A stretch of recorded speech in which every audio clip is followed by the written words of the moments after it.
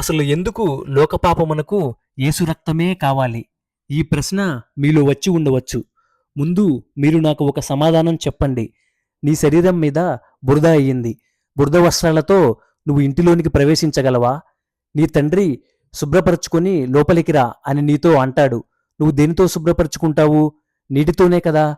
బురద పోవాలి అంటే మంచినీరే కావాలి. బురద నీటితో బురదను పోగొట్టుకోలేము. ఉచితంగా దొరికే మంచినీటితోనే బురదను పోగొట్టుకోగలం. అలాగే పాప పరిహారానికి రక్తం అవసరం.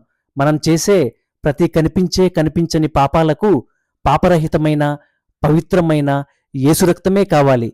బురద నీటితో బురదను ఎలాగూ కడగలేమో, బ్లడ్ బ్యాంకులో ఉన్న రక్తంతో పాపాన్ని కూడా కడగలేము.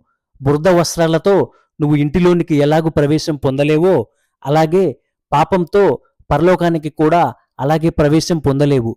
మన పరలోకపు తండ్రి మనకు ఉచితంగా అనుగ్రహించిన యేసు రక్తమే మంచినీటి వలె బురద అనే పాపమును కడగగలదు. ధర్మశాస్త్రం దగ్గరికి వెళితే అది నువ్వు పాపివి అని చెబుతుంది. అంతేకాకుండా నిన్ను సిలువ దగ్గరికి పంపిస్తుంది. ప్రతి ఒక్క పాపి సిలువ దగ్గరకు రావాల్సిందే. యేసు రక్తంతో కడగబడాల్సిందే. యేసు రక్తమే మనకు నీతి వస్త్రాలు ధరింపచేసి పరలోకానికి చేరుస్తుంది. యేసు రక్తమే జయము.